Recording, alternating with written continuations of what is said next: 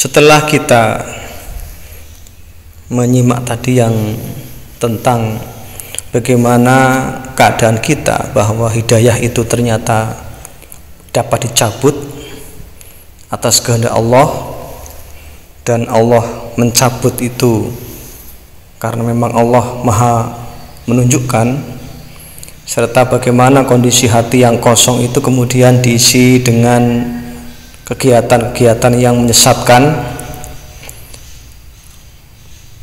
Kita tidak tepat untuk mengatakan bahwa semua itu bukan karena salah kita. Maka kita harus banyak untuk merenung diri agar kita itu menyadari bahwa ilmu Allah itu tidak terbatas. Ilmu kita terbatas. Ilmu Allah itu tidak dapat dijangkau oleh kita, tapi ilmu Allah mampu menjangkau ilmu kita. Dalam hal ini maka tidak ada pilihan lain bagi kita kecuali mengakui bagaimana kehebatan ilmu Allah dan bagaimana kelemahan dan kerendahan ilmu kita. Ke barat kita bertemu dengan yang maha menunjukkan, ke timur kita bertemu dengan yang maha menyesatkan, ke selatan kita ketemu dengan yang maha menunjukkan, ke utara kita bertemu dengan yang maha menyesatkan. Semuanya kita bertemu dengan satu diri, yaitu Allah yang Maha Esa, Allah yang Maha Kuasa, dan Allah yang Maha Mengetahui. Artinya, seandainya kita hendak melawan Allah, maka kita juga harus sadar batas kemampuan kita dalam melawan Allah. Kita misalkan tidak suka dengan Allah, tidak suka dengan petunjuk Allah, ternyata ketika kita memilih yang lain, juga Allah ada di sisi yang lain itu, yaitu yang menyesatkan.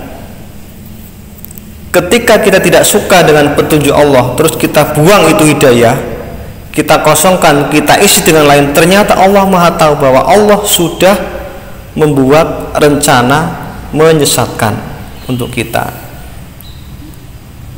Dan ketika kita tersesat pun tidak bisa kita menyalahkan Allah, karena Allah hanya mencabut hidayah, bukan mengisi dengan kesesatan.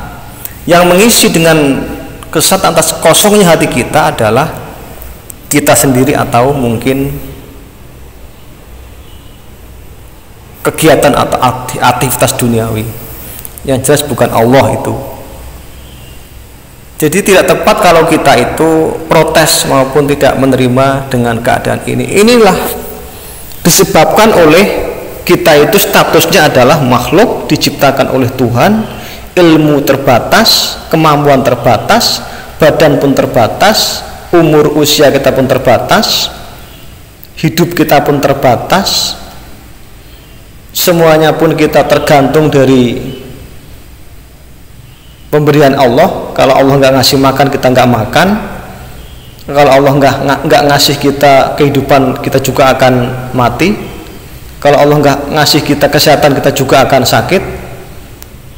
Kalau Allah nggak ngasih petunjuk, kita misalkan lari pun itu berada dalam genggaman kekuasaan Allah. Tidak punya pilihan kita, tidak punya pilihan. Hanya dua pilihannya: kita mengikuti petunjuk Allah, atau kita disesatkan oleh Allah. Yang dalam kondisi tersesat pun kita tidak bisa menyalahkan Allah, karena semuanya yang mengisi kita sendiri. Kita nggak suka dengan petunjuk Allah, kita buang, kita isi dengan yang lain. Itu pun bukan kesalahan Allah. Meskipun secara ilmu itu Allah mengetahui bahwa kita itu sudah akan tersesat, Allah mengetahui. dan bahkan Allah yang melakukan, yaitu Al-Mudil sebagai Maha Penyesat. Tetapi dalam sisi manusiawi tidak bisa Allah dituntut dalam hal ini. Kenapa? Karena Allah itu hanya mengangkat petunjuk. Ketika kosong, yang mengisi kekosongan dengan isi-isi yang sesat itu adalah kita sendiri, yaitu manusia. Seandainya kita pun memberontak, itu justru akan semakin memperburuk diri kita sendiri, semakin jauh dari petunjuk Allah. Meskipun Allah juga tidak menjauhi kita, karena Allah juga menyesatkan kita. Jadi Allah tidak menjauhi kita. Allah meskipun menyesatkan kita, justru dengan kegiatan menyesatkan kita itu Allah berada mendampingi kita. Suatu ketika kita itu akan kembali, Allah masih membuka kuncinya, memberi kunci untuk kita bisa kembali. Jadi dengan penuh harapan saya mengajak, marilah kita membuka hati kita untuk petunjuk Allah. Bukalah hati kita untuk menerima dengan senang hati petunjuk Allah. Jangan isi hati kita dengan hal-hal yang menjauhkan dari petunjuk Allah. Karena mau bagaimanapun kita protes tidak bisa mengelakkan diri kita sendiri. Kita mau melawan Allah, itu kita bersama Allah. Kita mau mengelak dari Allah, ternyata Allah sudah ada di ujung jalan sana yang kita lalui. Ini bukti tanda cinta Allah kepada makhluknya. Dengan adanya Allah yang menunjukkan dan Allah juga yang menyesatkan, maka Allah sangat menyayangi kita. Ada harapan kita itu untuk bisa kembali ke jalan Allah. Ada harapan kita itu untuk mendapatkan petunjuk Allah, karena Allah di samping kita. Karena Allah yang menyesatkan kita itu di samping kita, tidak jauh dari kita. Kita bisa istighfar, bisa minta ampun, ya Allah, ampuni saya, ampuni kami. Saya ingin kembali ke jalan yang Engkau ridhoi dan petunjukmu. Jadi karena cinta Allah dan sayang Allah kepada makhluknya, Allah itu terlibat dalam penyesatan kita, sebagai bukti bahwa Allah itu juga mendampingi kita selalu. Harapannya apa? Kita itu ada di dalam kesesatan, tetap memiliki harapan untuk kembali kepada Allah. Jadi Allah menyesatkan kita itu bukan karena benci kita, tapi karena tanggung jawab Allah sebagai Tuhan yang menciptakan kita. Dengan harapan apa? Kita itu bisa kembali kepada Allah, karena Allah yang pegang kuncinya. Kalau Allah menyerahkan ke pihak lain agar pihak lain itu menyesatkan kita, nanti dipegang orang lain kuncinya, ketika ingin kembali sudah nggak bisa. Kenapa? Karena yang orang lain itu, yang lain itu tetap nanti bukan Allah kan, berarti kunci dipegang dia. Akhirnya apa? Kita nggak bisa kembali, karena kunci untuk kembali ke jalan yang ditunjukkan oleh Allah itu tidak bisa, karena yang pegang sudah pihak lain selain Allah. Dan itu tentu itu pun juga hebat karena mampu untuk melawan. Tapi kan tidak mungkin itu ada, tidak mungkin ada, karena itu sebagai kodrah keesaan Allah. Allah itu esa, Allah itu ya menunjukkan, Allah itu ya menyesatkan. Tangan kita pun juga sama, satu badan kita tapi dua tangan, dua kaki. Satu kanan itu ibaratnya menunjukkan, satu kiri yang menyesatkan. Ditunjukkan berarti pasti tidak disesatkan. Disesatkan pasti tidak ditunjukkan, karena hukumnya hukum pasti. Itu hitung-hitungannya hukum pasti.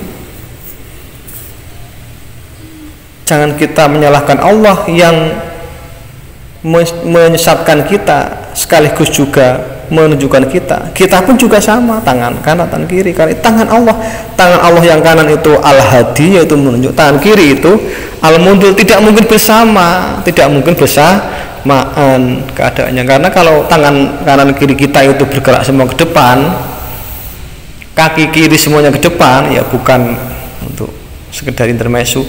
Kemudian kalau kita diam juga tidak hidup kita itu. Kesadaran untuk mengakui bahwa kita terbatas, ilmu kita tidak menjangkau ilmunya Allah. Kesadaran bahwa Allah itu ternyata maha tahu atas kita, Allah itu ternyata maha menguasai kita, maha lembut.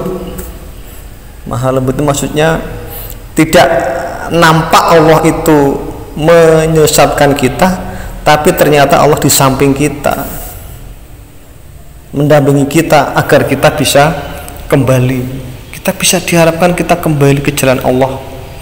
Dengan adanya Allah yang menyesatkan kita secara ilmu, ya, Allah masih membuka pintunya kepada umat manusia untuk bertaubat dan kembali ke jalan yang diridhoi Allah. Jadi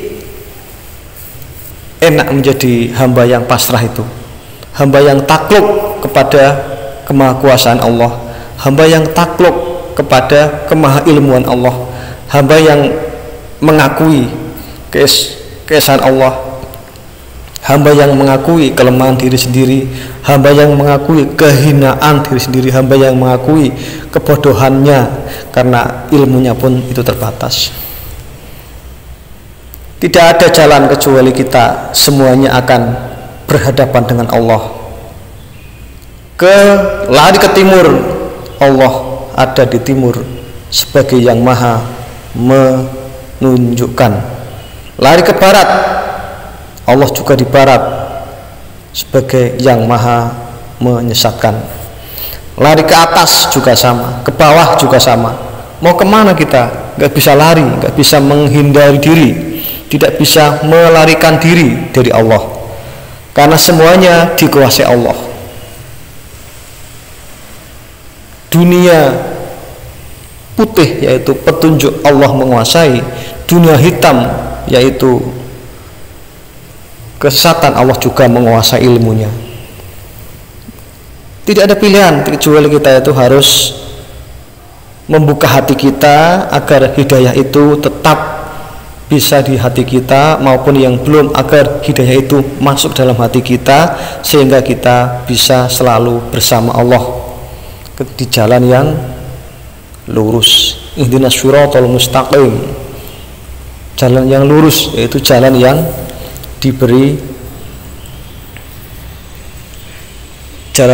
diberi petunjuk oleh Allah, bukan jalan orang-orang yang diberi kesesatan oleh Allah. Inilah jalan kita, jalan manusia yang menyadari akan kelemahannya dan mengakui akan kemahakuasaan penciptanya. Tetap semangat kita meskipun kita itu belum bisa mengakui kebenaran petunjuk Allah, hati kita jangan sampai menghina petunjuk Allah. Kita usahakan berdoa, ya Tuhan, bukalah hati hambamu ini, bukalah hati umatmu ini ke jalan yang Engkau ridhoi, ke jalan yang benar. Amin, Allahumma amin.